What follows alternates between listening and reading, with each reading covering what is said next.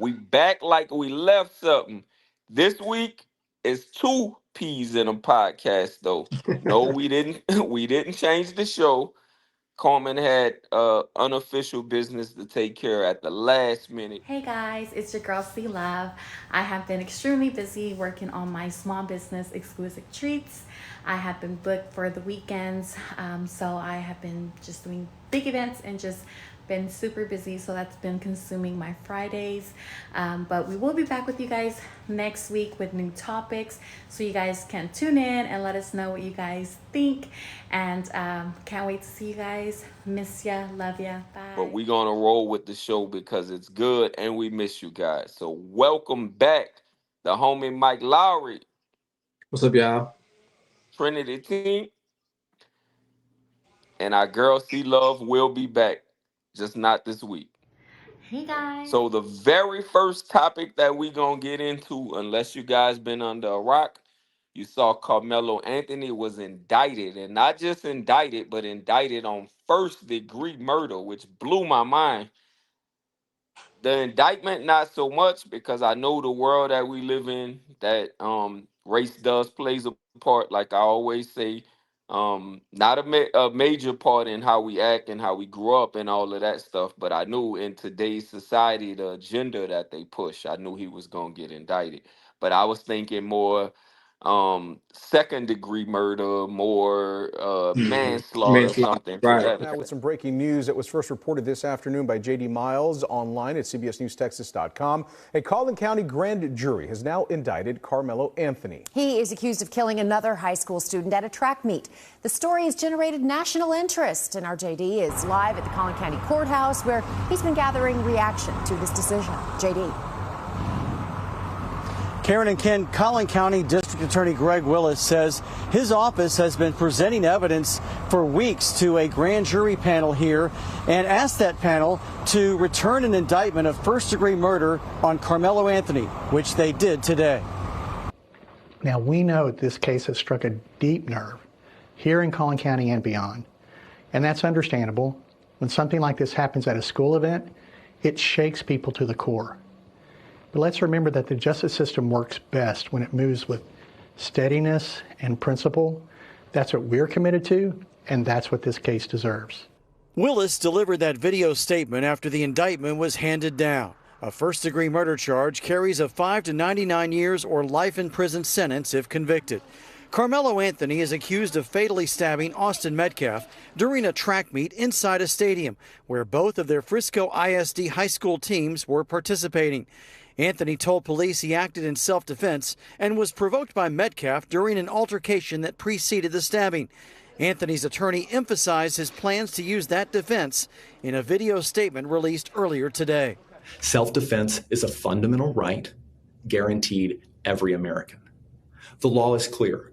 When self-defense is raised by the facts, the law puts the burden squarely on the prosecution to prove beyond a reasonable doubt that the citizen accused did not act in self-defense.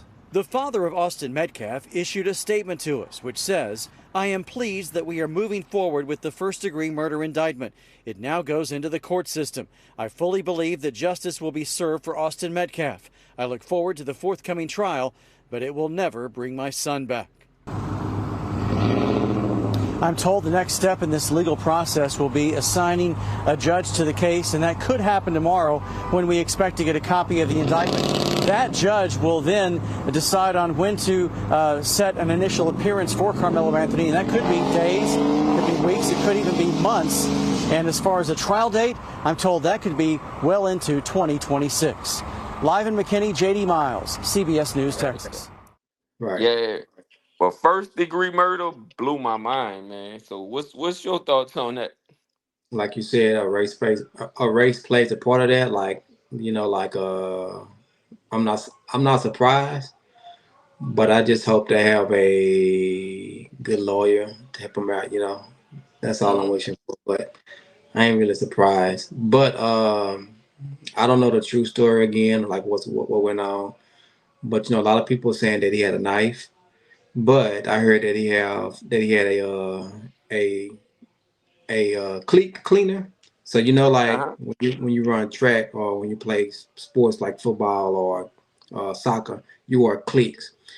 And you know, around April, that is, you know, that's the raining shower season, right? Right. So you're gonna step your ass in some mud.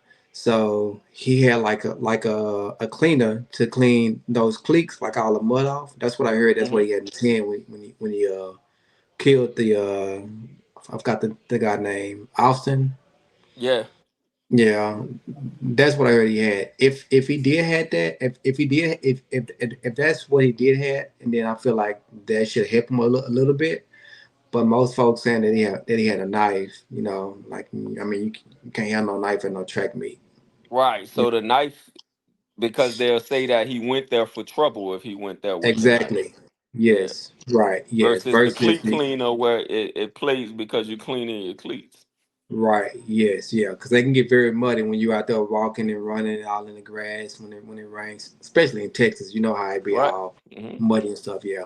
Yeah. But I'm not really surprised. You know, if they do, you know, sentence him, I just hope it's just like not no more than 5 years. You know. I think he's I gonna feel get like charged for a lesser crime. I think in court yeah. they probably throw out the big charge and he get charged for the lesser charge in there. That's what I think gonna happen. But I still think about the other dude from who killed the CEO from United Healthcare. You know, they Right. told him, you know, he's done with. It. They told him he wasn't not guilty, Wow. and the whole thing was on video, right? Remember that? Yeah, So but he got but you talking money, different type of money. exactly right. Yeah, yeah. He had a lot of people donate money to him as well too. So, but yeah, for with this Carmelo Anthony situation, it's stressful because all I see now, you know, you see all these other races, they're happy because he's black, and they calling him human garbage, you know, for what he did, stuff like that. So I ain't really concerned about it, or I ain't really been looking into it. I'm just, you know, waiting to see what is the final say. So, you know, Okay. but yeah. And I think the parenting play a part too when you talk about that stuff. So I mean, like, I got a little boy.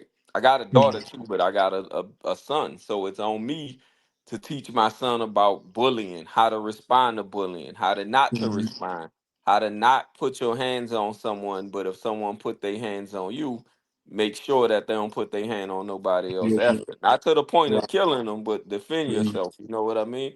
Like, don't Right, go around starting trouble, but know how to defend yourself when that time comes. yeah, Um, exactly, yeah, but right, some of us the grew up without the dads, and they may have the moms in the homes, and it's different. So yeah, versus yeah, your both though, yeah, I'm about to say, but he got both, but ain't no telling who he listened to. As kids, we'll say we listen to both our parents, but you still gonna be closer than one to the other. When you little, the boy naturally uh, his mom, because his mom is the nurturer. So that's the one that he's gonna run to. As he get older, daddy's teaching him how to be a man. So that's who he looks up to as the superhero. Unless he got an older brother, it's gonna be dad. You know what I mean? right, yeah, right, yeah, you're right. But speaking of parenting, so I want to bring up this topic. Mm-hmm. So we all know the rapper from New York, Jim Jones, right?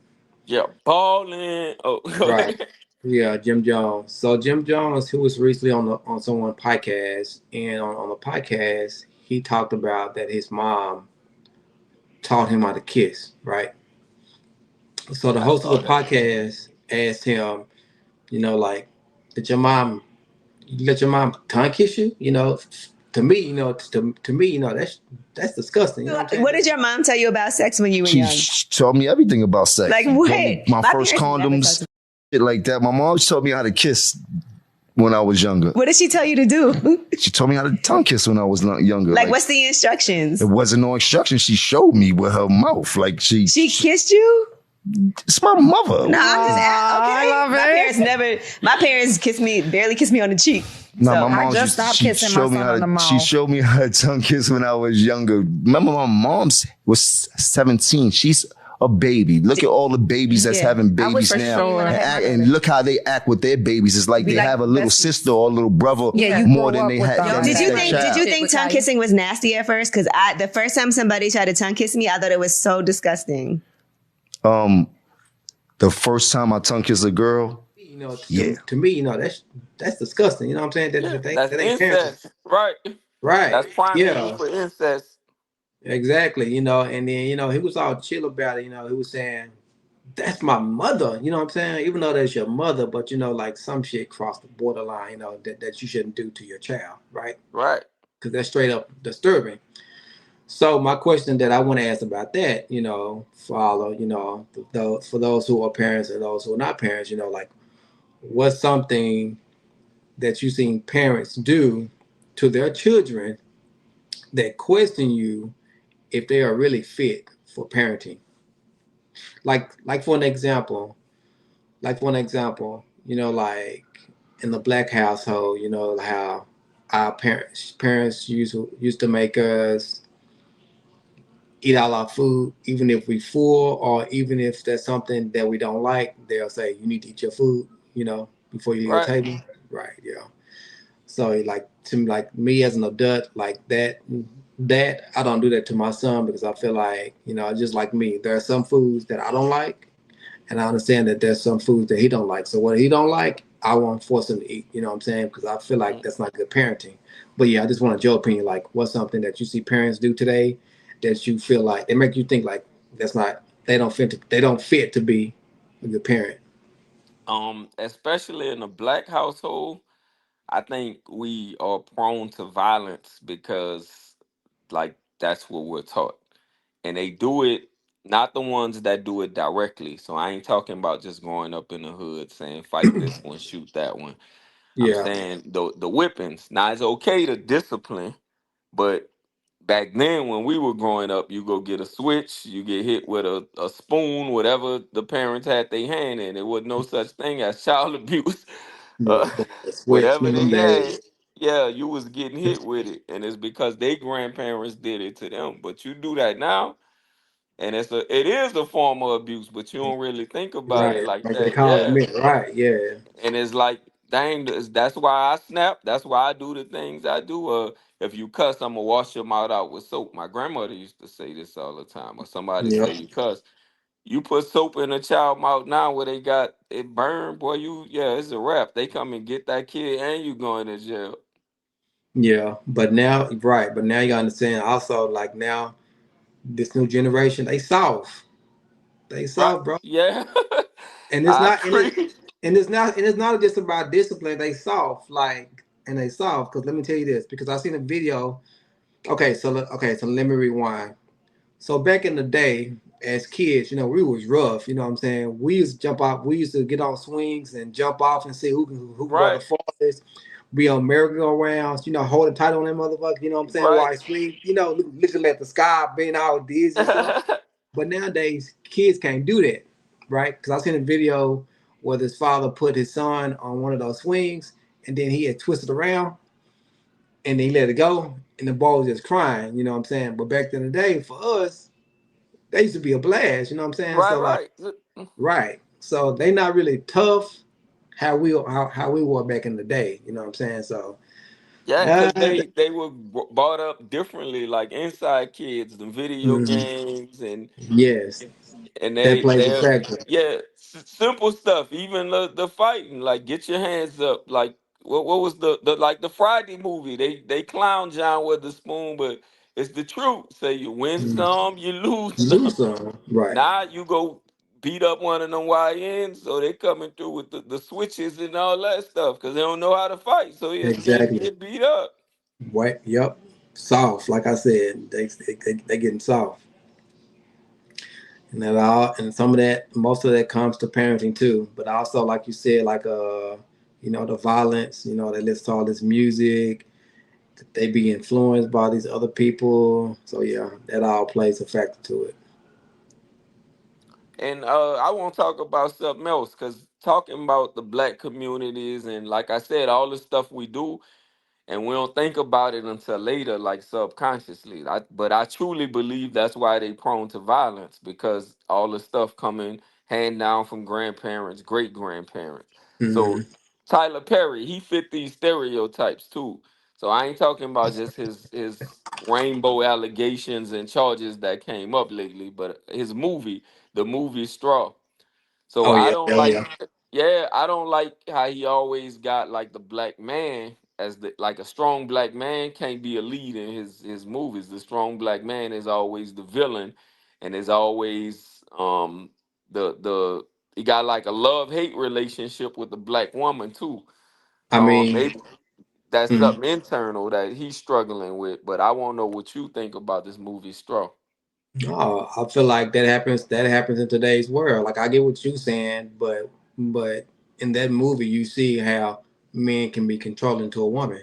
That's controlling, right? Hmm. So in that movie, so all his movies he come out is the same. He make movie as a concept of a struggling black single mom, right? Because okay, yeah, the straw.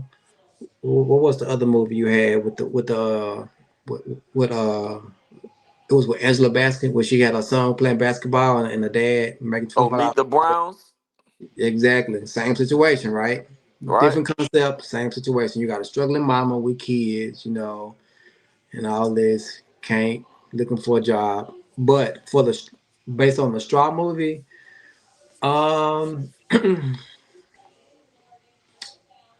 here's my feedback on the movie. So I watched the movie, and here's my feedback on the movie. And this is one thing that I feel like a lot of people in the world don't fail to realize is being poor is expensive.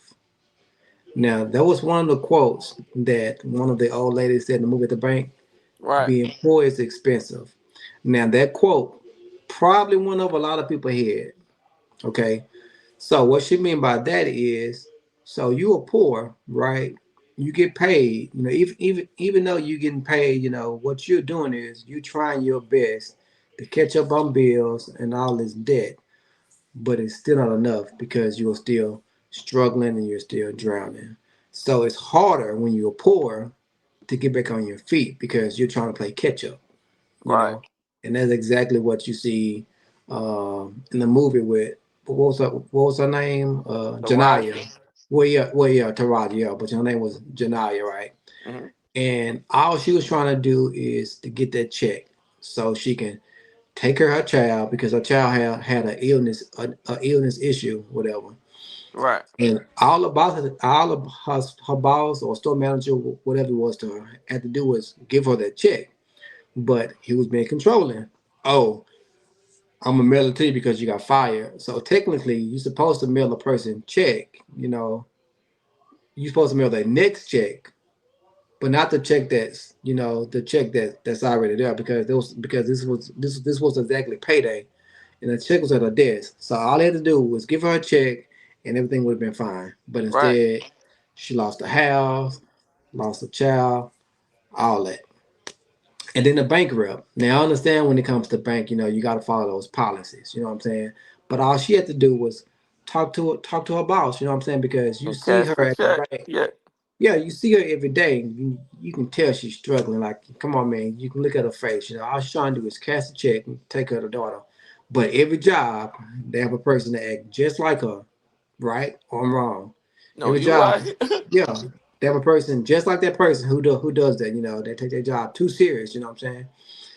But I feel like if she cashed that check too, none of that would have happened. She would have went on about her way. But yeah, I like the movie, but it's just starting to get more boring because each movie has that same exact concept, but like a different storyline.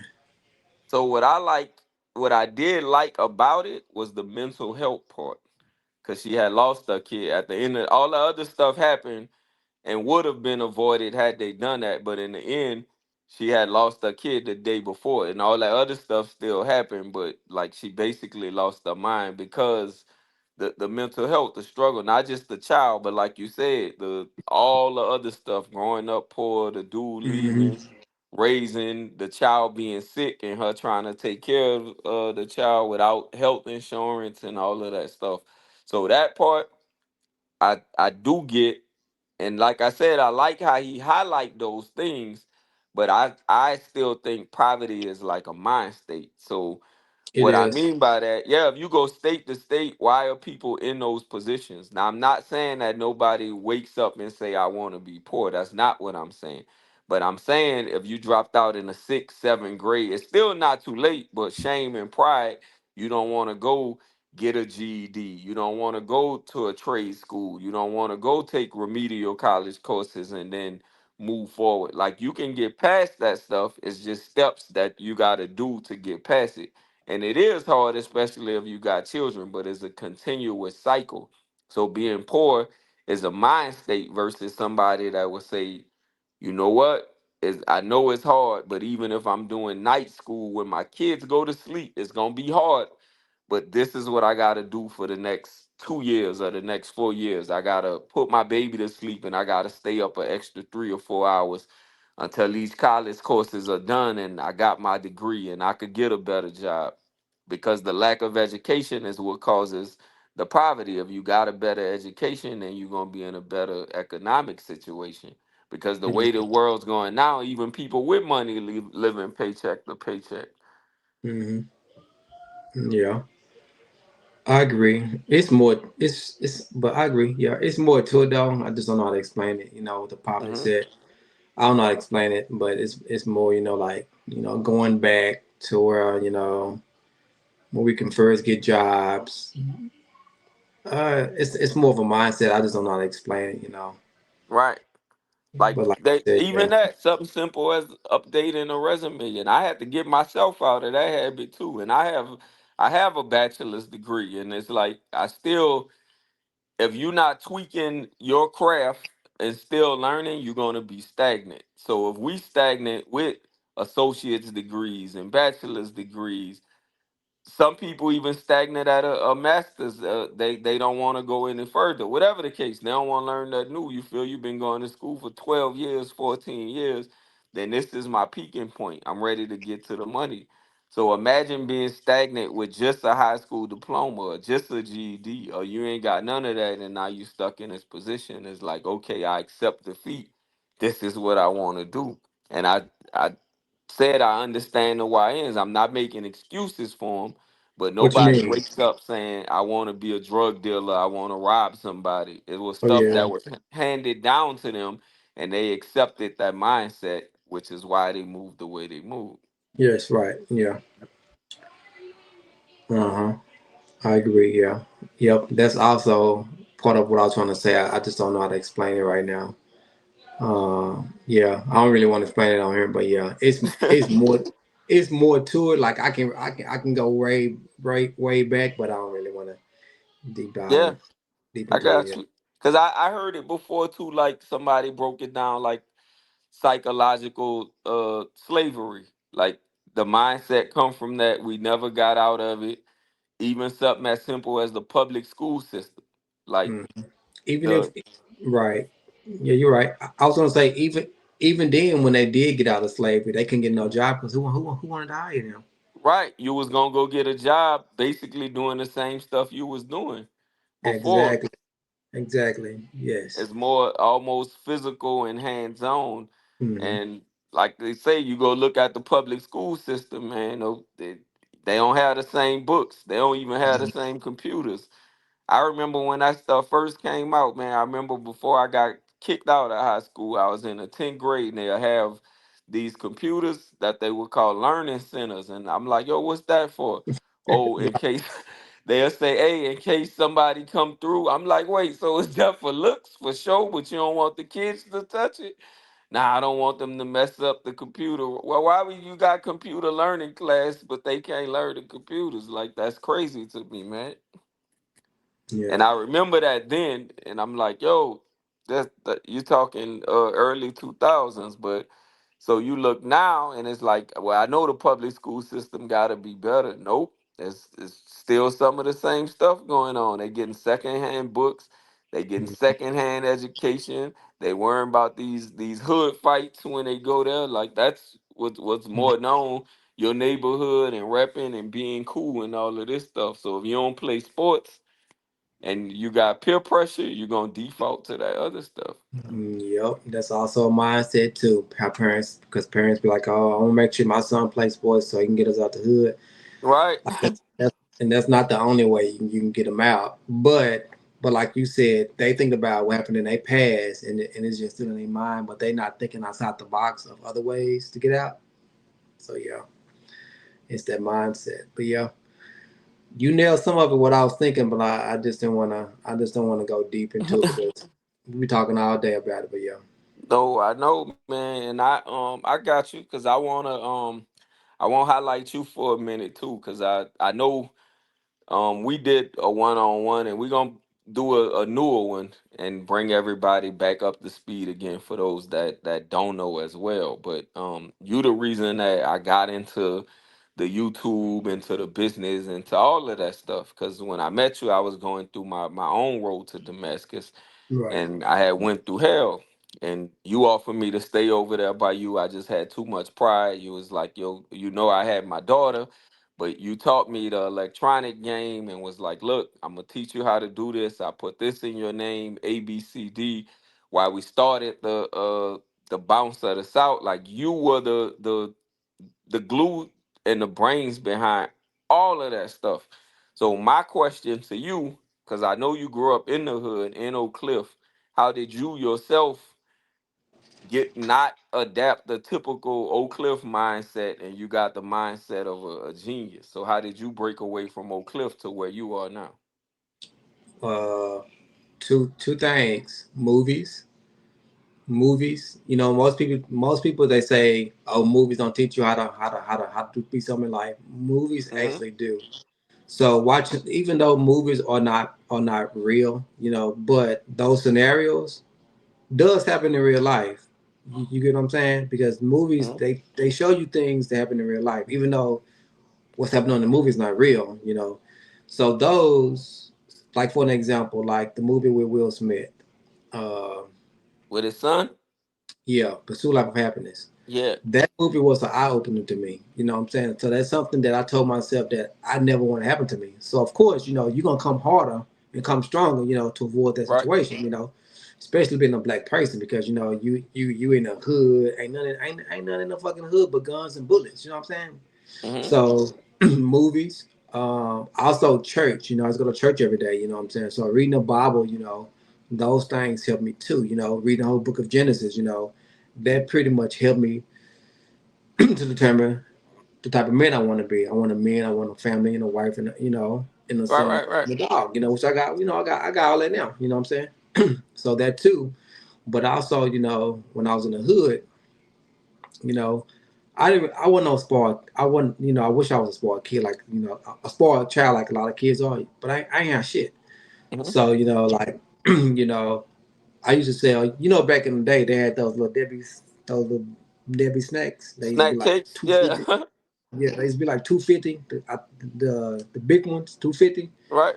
I used to buy those more the Nutty Bars, the Star Crunches, the Zebra Cakes, and I used to selling those mugs around the apartments. You know what I'm saying? Because those are the only way that I can make money.